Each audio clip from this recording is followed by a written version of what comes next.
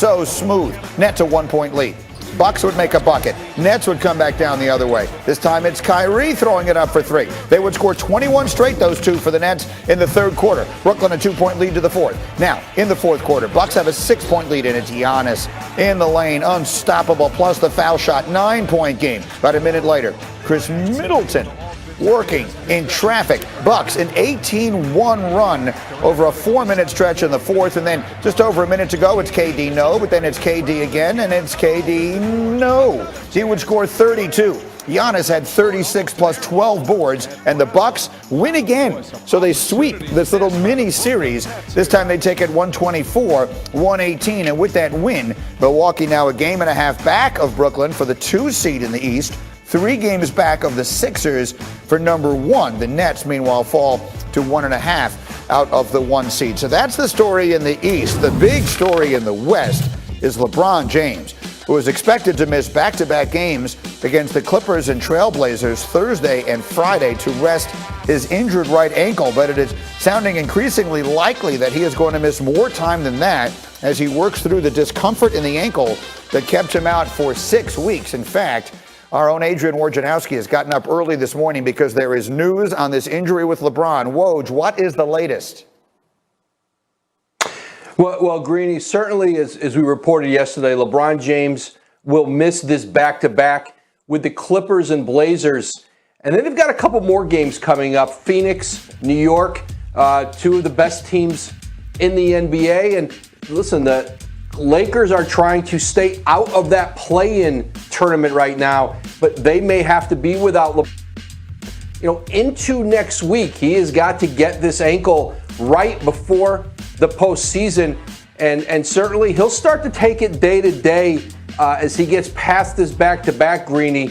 But listen, he re-aggravated that injury by coming back last week. He saw the losses piling up for the Lakers, wanted to get back and play and help that team.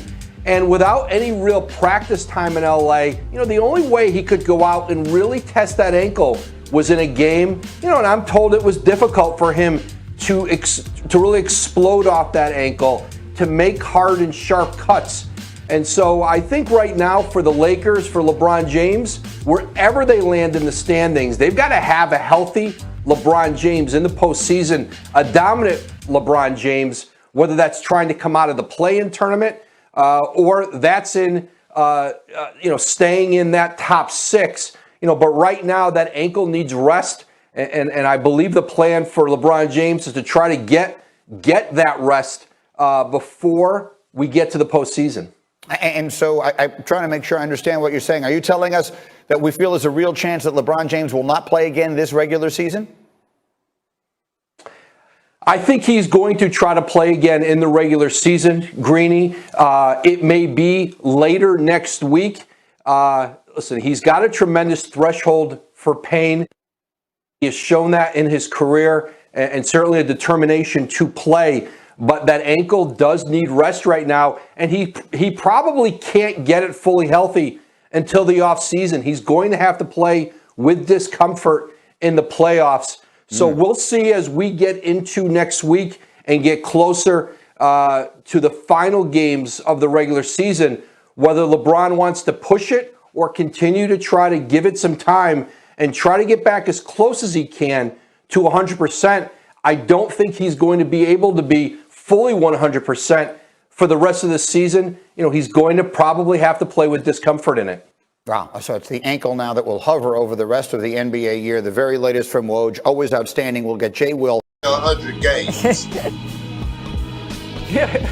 But you know what, Perk? If we went to the Wayback Machine, I bet Hakeem could do it too. That's my guess. But would Hakeem have been out on the perimeter to do it? There you go. Welcome to today's NBA, he was, right? Probably. Welcome to The Jump. I'm Rachel Nichols alongside NBA champ Kendrick Perkins, Hall of Famer Jackie McMullen. We have such a big show planned, guys. NBA Twitter legend Jason Concepcion dropping by to preview tonight's first ever Marvel-themed NBA broadcast. A heroic matchup between the Warriors and the Pelicans. It's going to air on ESPN2. Jeff Green from the Brooklyn Nets, he's also going to stop by talking about his love for Marvel. Also, what's going on with Brooklyn, finding chemistry with his superstar teammates.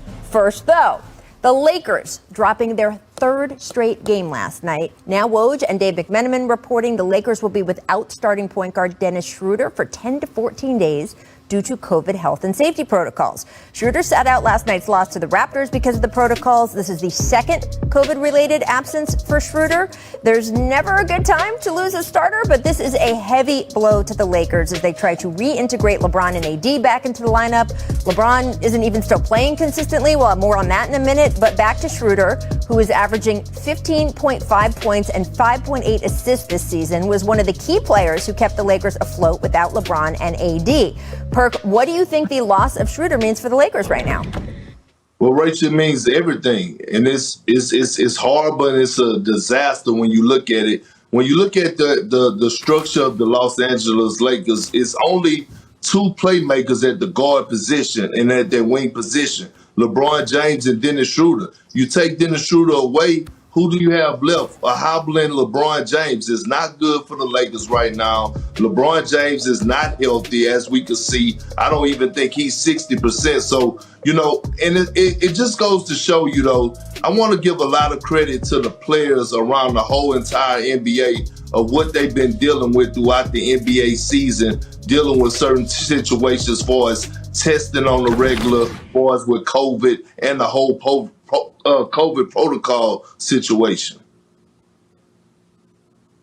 I couldn't agree more, Perk. This is a really tough blow for the Lakers for the exact point you mentioned. Who's going to facilitate now? You don't want to put more on LeBron James's plate. And the other thing about Schroeder, I thought it was really important for him to be around because, as we know, Anthony Davis has been struggling a bit as he reintegrates back into this team. He's only shooting 39% from the floor. The Lakers have actually been outscored by 56 points during the time that he's been back. Now, we know he's a great player, but who better than your point guard, who has been a really big leader, and you could argue one of the most important players on that team, to get you back into the swing of it? Now you're not going to have him. Jackie, do you think that seeing this will impact any of the Lakers and other teammates or maybe other teams around the league? The league has been pretty clear. If you are vaccinated, the protocols will be different for you. Schroeder missed time earlier this season for contact tracing. The league has already come out and said that's not going to be the case for vaccinated players, taking guidance from the CDC. Right now, he's missing 10 to 14 days, which is usually an indicator that the player is dealing with coronavirus. That is going to be kept private, but we can sort of read the tea leaves of the schedule.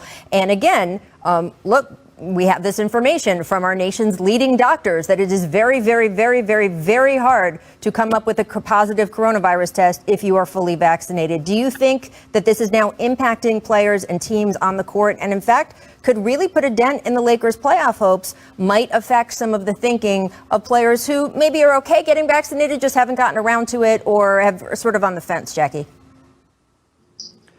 Well, if they haven't got vaccinated yet, I would be guessing that their teams are going to ask them to do it in a big hurry and probably recommend the one-shot vaccination. Because as you know, you get vaccinated, you have to wait 2 to 3 weeks to get the second vaccination. And then you're not officially cleared, according to the CDC guidelines, for yet another 2 weeks. You're talking 5 or 6 weeks out. I do think this, COVID has just cast a pall over this entire season. I think that's pretty obvious to everybody. And when these things happen, it's just so frustrating, not just to the player involved, but everybody on his team, because now they all have to be tested again.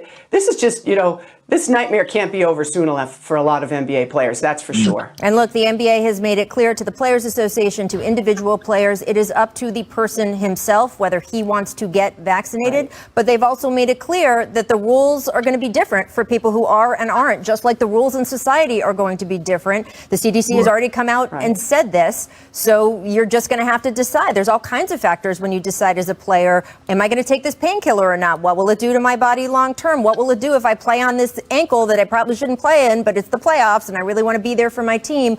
Those kinds of questions we're used to players grappling with injury, that they are now going to grapple with vaccination questions that really are a lot of the same sort of pros and cons and equation, I think is going to be very interesting. All right, so let's talk a little bit about the Lakers game last night. Pascal Siakam, Kyle Lowry, two-man wrecking crew out there, just torching the Lakers for a combined 76 points. The Lakers' losses continue to mount. They've now lost 6 of their last 7, currently in 6th place in the West. They have the same record as the 7-seeded Trailblazers, though, so there is a real chance the defending champs will drop into that play-in tournament, something that just seemed inconceivable. It was only 2 months ago they were in second place in the West. LeBron shared his thoughts about the play-in tournament, and they're not positive. Take a listen. It doesn't matter at the end of the day if I'm not, 100% close to 100%. It don't matter, where we land, So, that's my mindset. And, if this happens to, we end up at 6th or 5th or whatever the case may be, or if we end up in the playoff, whatever that thing is, whoever came up with that need to be fired. But whatever. All right, so a little breaking news from Woj and Ramona Shelburne. The Lakers list LeBron is out tonight against the Nuggets. He re-aggravated his ankle in the fourth quarter of last night's loss.